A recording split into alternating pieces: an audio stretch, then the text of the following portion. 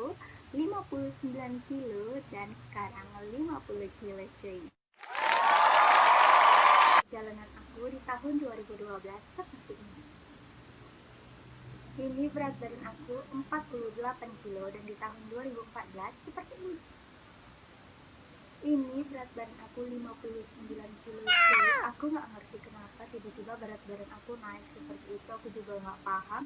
Awal aku tahu kalau misalnya berat badan aku kayaknya naik deh. Itu karena baju-baju aku banyak yang udah kesempitan dan celana udah susah kali dikancing cuy. Dan ada beberapa yang memang nggak bisa lagi dipakai.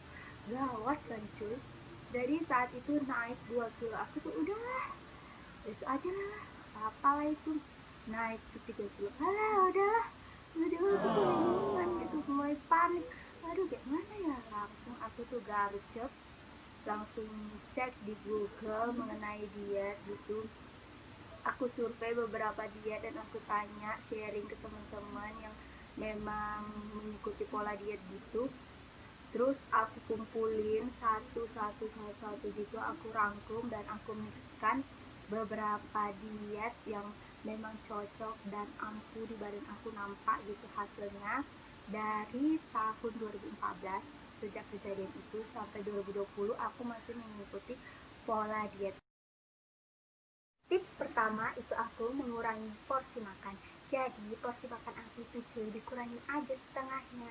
Biasanya aku makannya 4 sendok nasi loh sekali makan, sekarang cuma 2 aja.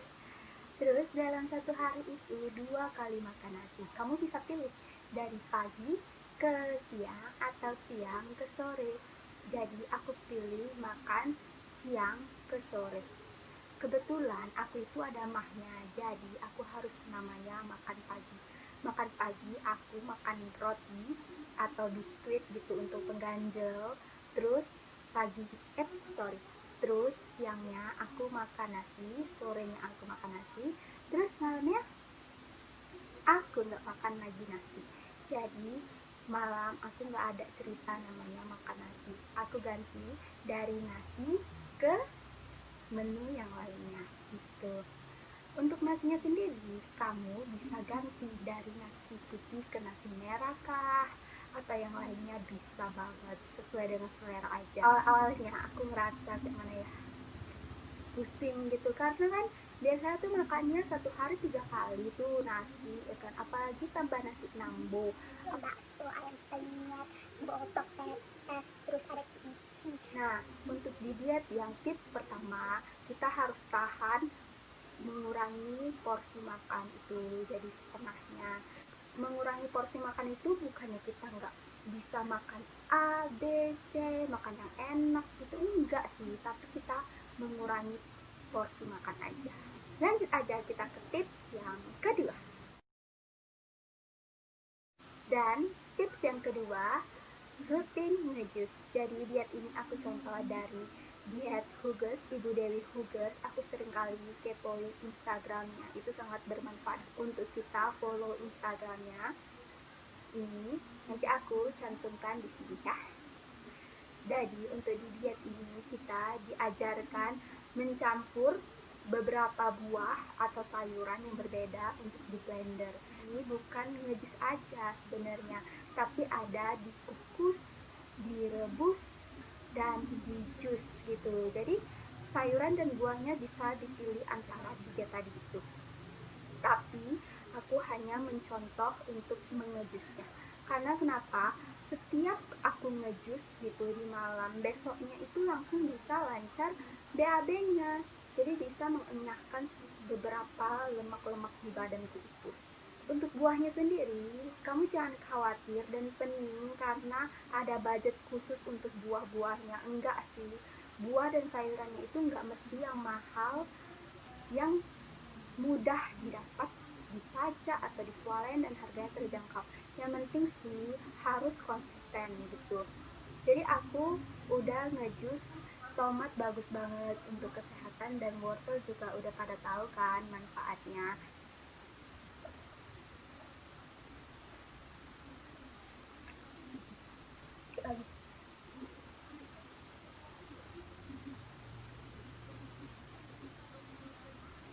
Untuk tips yang kedua ini sangat sangat-sangat rekomen untuk kamu coba juga dan ikhtiar juga dengan mengonsumsi buah-buahan dan sayuran, karena selain untuk diet itu banyak manfaatnya untuk tubuh kita kalau banyak mengonsumsi buah dan sayuran. Lanjut aja kita ke tips yang ketiga. Tips yang ketiga itu aku rutin olahraga. Jadi olahraga di sini itu aku carinya yang gak susah, yang mudah dan rutin bisa dilakukan di rumah, di luar, di kantor atau dimanapun bisa kita lakukan. Terus awal aku bangun aku tuh sisain 10 menit untuk workout gitu. Workout simple aja sih, sesuai dengan kebutuhan.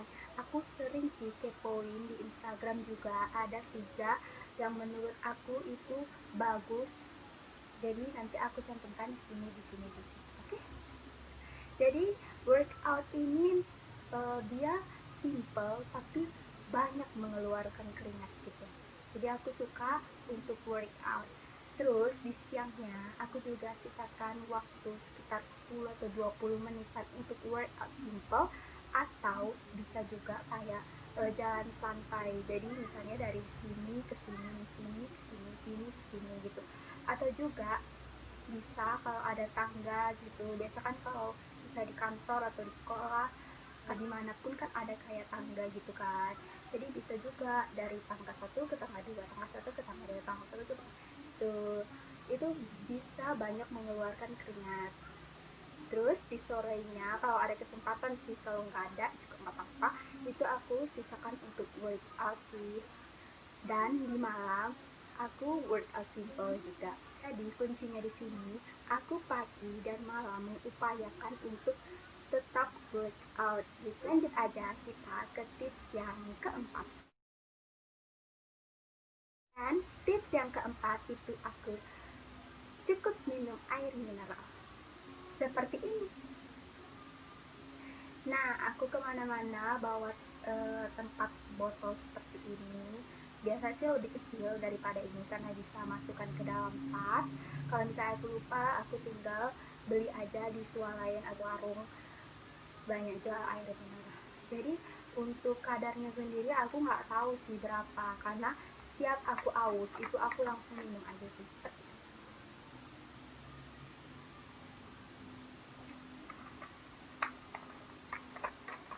Jadi kalau misalnya aus gitu, aku tinggal minum aja tuh. Kalau kita cukup air mineral ini banyak banget manfaatnya selain untuk diet, untuk kesehatan, untuk kecantikan, apalagi kulit kita itu nanti nggak bersisik, terus bibir kita ini nggak kering, dan suara kita. Jadi aku kalau kemana-mana aku percayakan bawa air minum gitu. Pokoknya dimanapun, kapanpun kalau aku minum aja gitu. Tips kelima, ini tips terakhir dari aku, yaitu mengurangi mie instan. Kenapa aku bilang harus mengurangi mie instan? Karena setiap aku makan mie instan, aku nggak ngerti kenapa tiba-tiba berat badan aku itu naik 2 kilo. Aku suka nggak ngerti kenapa. Jadi aku setiap bulannya cuma dijatahin 1 kali makan mie instan. Jadi aku di kalender itu tuh aku buat tuh kali tanggal berapa yang aku bisa makan mie instan gitu.